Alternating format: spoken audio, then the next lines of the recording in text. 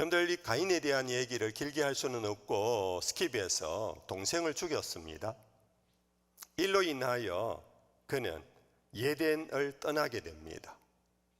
하나님이 그에게 형벌을 내린 것이 너는 이제 유리하는 자가 될 것이라고 앞부분 12절에 그렇게 형벌을 내렸어요. 유리하는 자, 방황하는 자입니다. 그래서 그는 에덴 동편 놋 땅이라는 곳에 가서 살게 되는데, 이 놋이라는 지명 이름이 히브리어의 뜻으로는 뭐냐? 유리한다, 혹은 다른 말로 말하면은 흔들림이라는 뜻을 갖고 있어요. 정착을 못하니까 계속 흔들리는 거지요. 안정이 없지요. 늘 불안한 거지요. 그것이 결국은 다시 또 유리하는 것으로 악순환이 반복되는 곳이 바로 놋 땅으로 간 가인과 그 후손들의 삶의 길이었던 것입니다. 그런데 우리가 이 본문을 읽어 나가면서 발견하는 것은 참 인간이 대단해요. 이런 하나님의 형벌을 받고도 이 형벌을 저항해요. 여러분들, 우리가 누구에게 벌을 받았다 할 때 그 벌을 고스란히 받는 사람보다는 불평 원망을 하고 저항하는 일들이 많잖아요. 이 가인이 저항을 했어요. 그 저항이 뭐냐? 그 놋 땅에 성을 쌓은 거예요. 유리해야 할 인생이 성을 쌓고, 여기는 우리 집, 여기는 우리나라, 그의 세계를 구축한 다음에 유리하는 것을 하지 않는 정착민으로 도시를 건축하는 겁니다. 사실 여러분들, 우리가 하나님으로부터 형벌을 받을 때는요, 그 형벌은 우리를 죽이려고 하는 것이 아니라 살리려고 하는 하나님의 깊은 뜻이 있음을 여러분들 아시고, 그 형벌을 오히려 감사하며 감내할 때에 우리에게는 구원의 길이 있어요. 그런데 가인은 그 형벌을 거역했어요.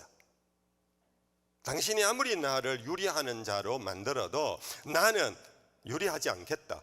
나는 이곳에 성을 쌓아서 여기에서 살겠다 하고 정착을 해요.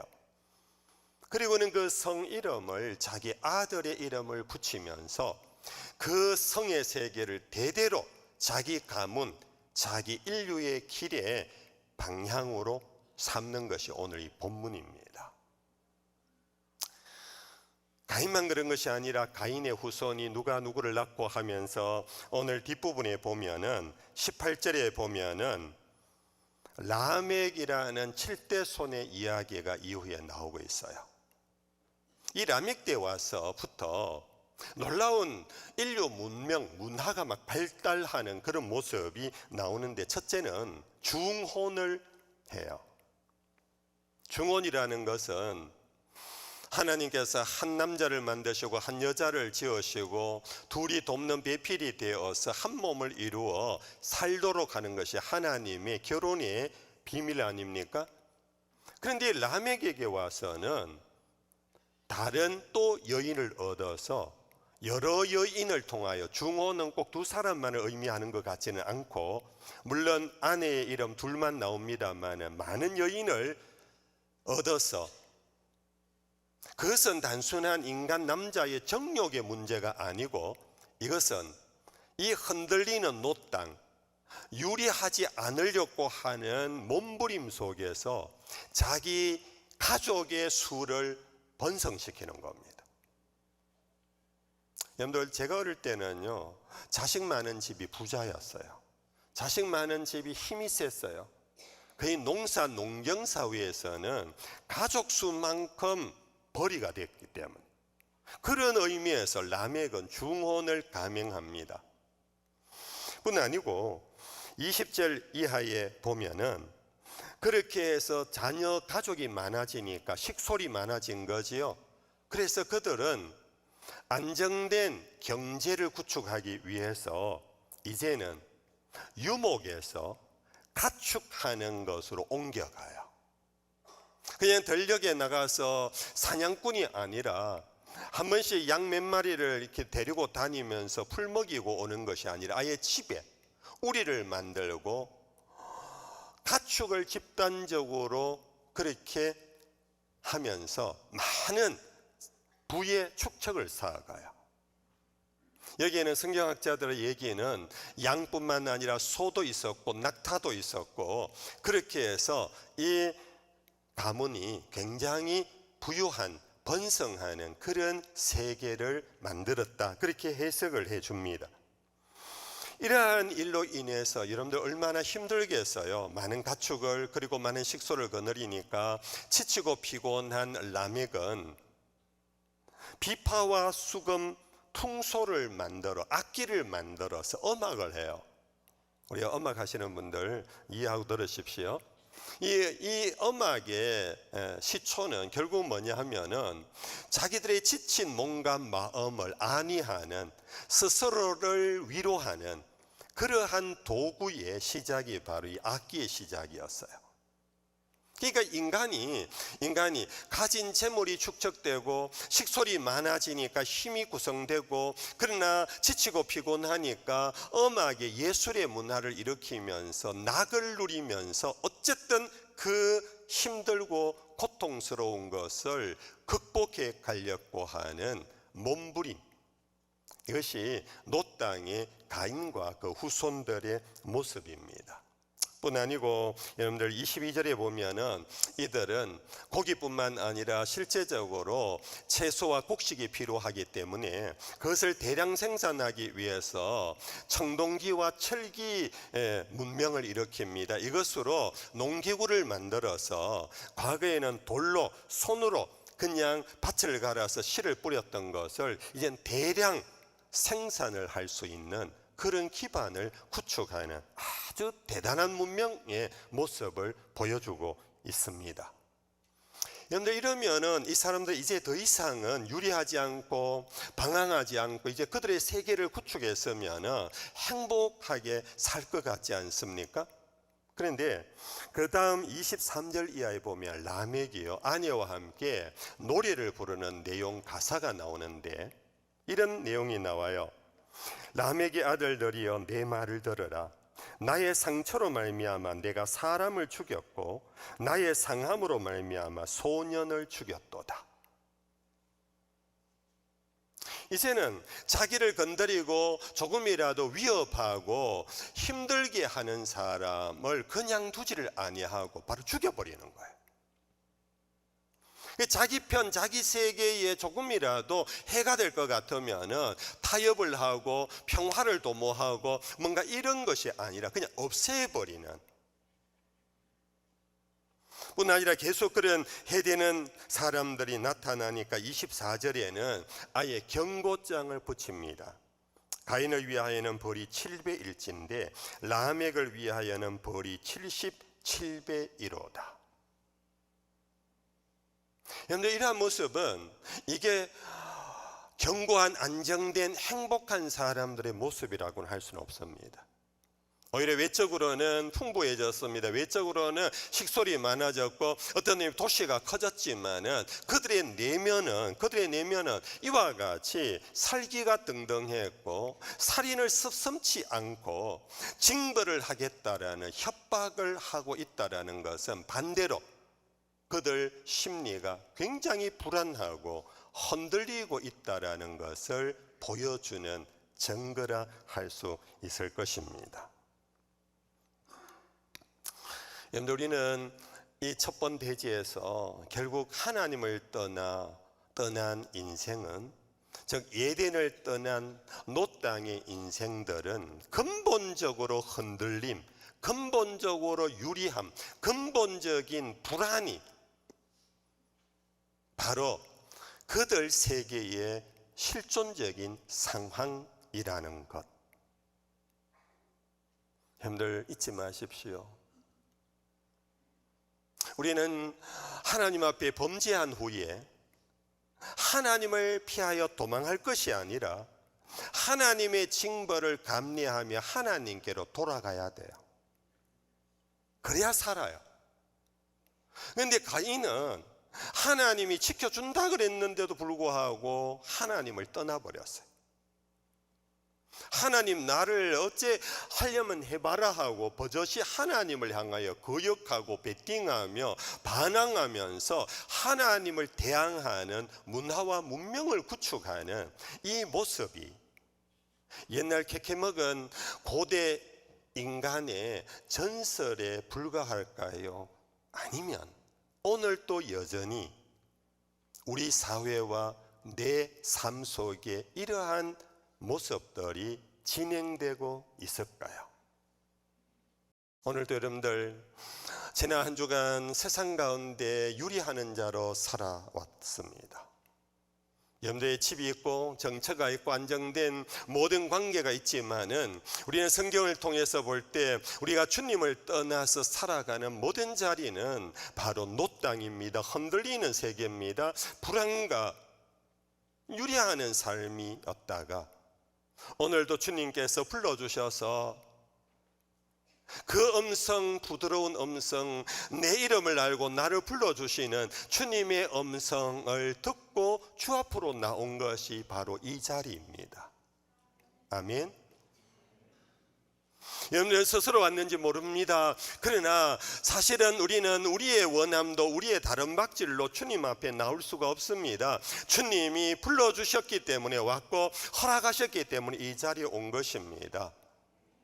여러분들 돌이켜 예배하는 이 자리가 다시 일어서는 순간이 되기를 축복합니다. 예배를 통해 주님 안에 머무는 그러한 은총을 입어서 여러분들 다시 든든히 세워지는 회복과 부흥의 역사가 일어나기를 축복합니다. 이제 두 번째는 우리가 한 번 더 또 고민을 해야 할 것이 있습니다. 그것은 에덴을 떠난 롯 땅만이 흔들렸는가?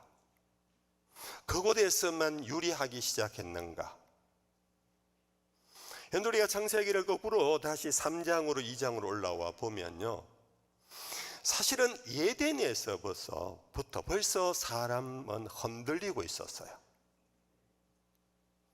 아시는 대로 아담과 하와에게 다가온 뱀이 유혹했습니다. 동산 가운데 있는 실과를 먹는 날 너도 눈이 밝아져서 하나님과 같이 된다.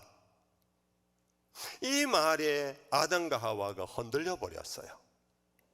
에덴 땅은 흔들리지 않았는데 아담과 하와의 마음이 흔들리기 시작하면서 피조물로서의 분수를 지켜왔던 그들이 이제는 대리 통치자로 만족하지 않고 저것을 따먹으면 나도 하나님과 같이 된다라는 이 유혹 앞에 흔들려 버린 거예요.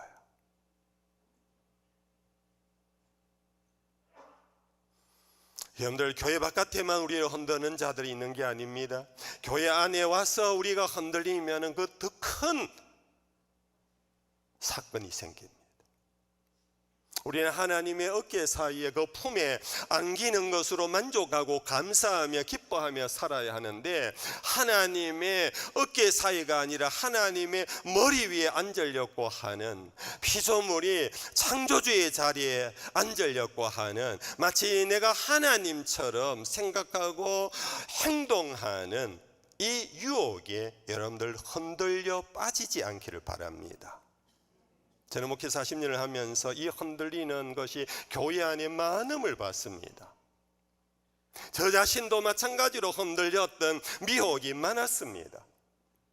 피조물에 불과한 인생이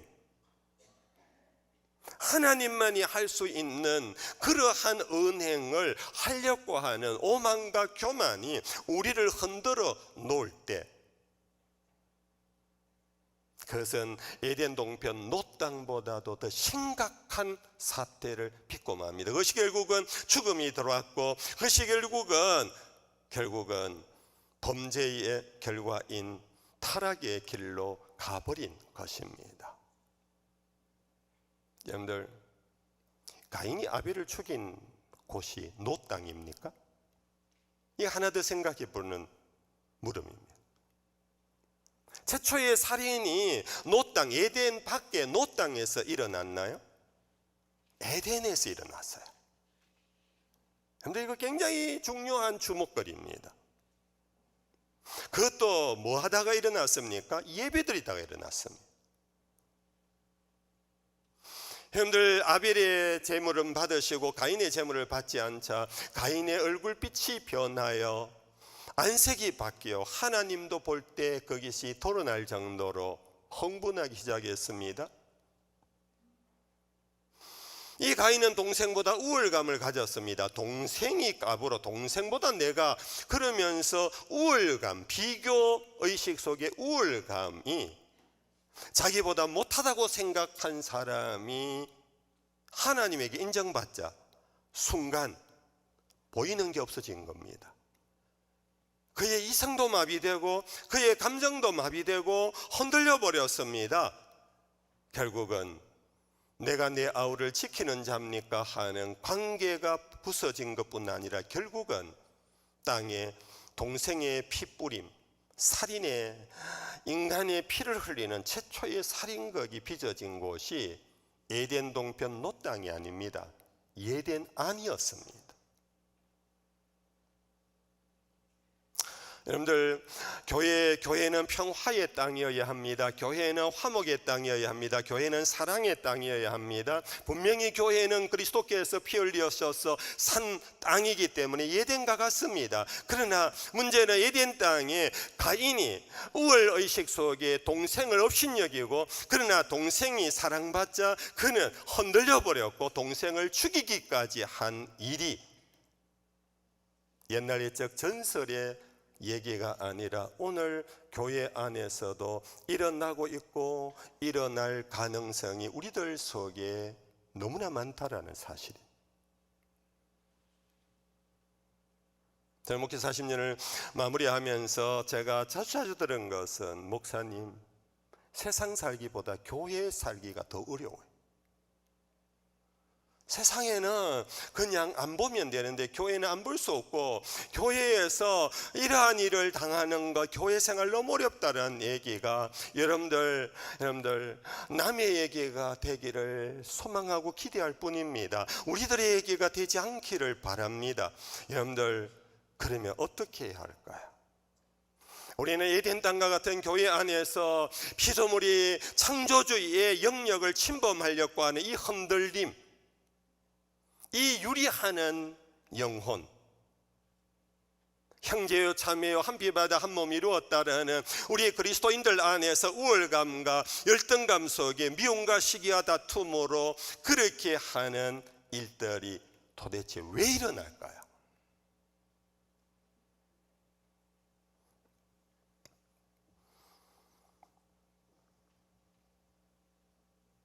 그것은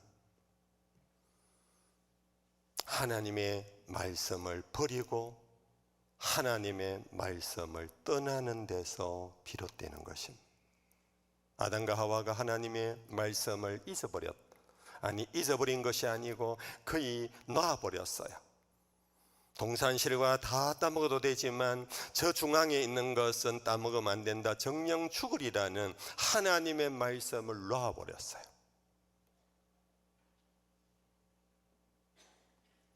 학자들은 가인과 아벨의 제사의 방법에서 이미 가죽옷을 입혀주셨던 하나님의 긍휼과 용서의 제사를 이 가인도 배웠을 터인데, 동생 아벨은 그 용서의 제사를 위하여 어린 양의 제사를 드렸는데, 가인은 자기 농사물로 제사를 드림으로 이 제사법에 대한 부모의 가르침 말씀을 버린 거예요. 오늘 에덴 안에서, 교회 안에서도 우리는 왜 흔들리며, 왜 우리는 유리하고, 왜 우리는 불안해하는가? 하나님의 말씀을 버리면, 떠나면 하나님의 말씀 대신 내 생각, 하나님의 말씀 대신 내 이데올로기, 하나님의 말씀보다는 들은 얘기들, 이것이 하나님의 말씀을 대체해버리는 데서 우리는 불안하기 시작하고 방향을 잃어버리면서 결국은 에덴 안에서 타락의 길이 열리고 에덴 안에서 살인극이 빚어지는 깨어짐의 사건들이 나타난다라는 것 잊지 마십시오. 복 있는 사람은 여호와의 율법을 주야로 묵상하는 자입니다. 성도 여러분들, 은퇴한 목사가 여러분들에게 강권합니다. 여호와의 말씀을 주야로 묵상하십시오. 주야로 묵상하라는 것은 많이 읽으라는 정도가 아닙니다. 말씀 없이는 내가 못 산다라는 말씀 중심의 절박한 믿음으로 사십시오. 말씀을 가까이 하십시오. 들은 말씀에 순종하려고 결단하십시오. 말씀의 길을 여십시오. 듣는 자연의 귀가 아니라 마음의 길을 여십시오. 이것은 주의 말씀이니 종이 듣겠습니다 하는 그런 마음으로 계속해서 되새김질 하십시오. 그렇지 않으면 여러분들 자기도 모르게 악인의 꾀를 쫓아갑니다. 죄인의 길에 서게 됩니다. 오만한 자의 자리에 앉고 맙니다.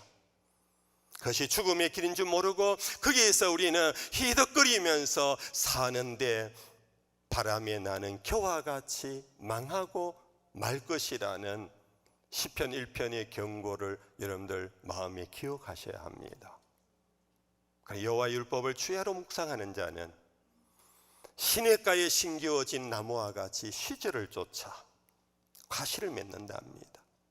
시절을 쫓아라는 것은 봄, 여름, 가을, 겨울 어느 시즌이든 부족함이 없다는 것입니다. 모자람이 없다는 것입니다. 주님 한 분만으로 만족한다는 것입니다. 하나님이 나의 전부가 된다는 것입니다.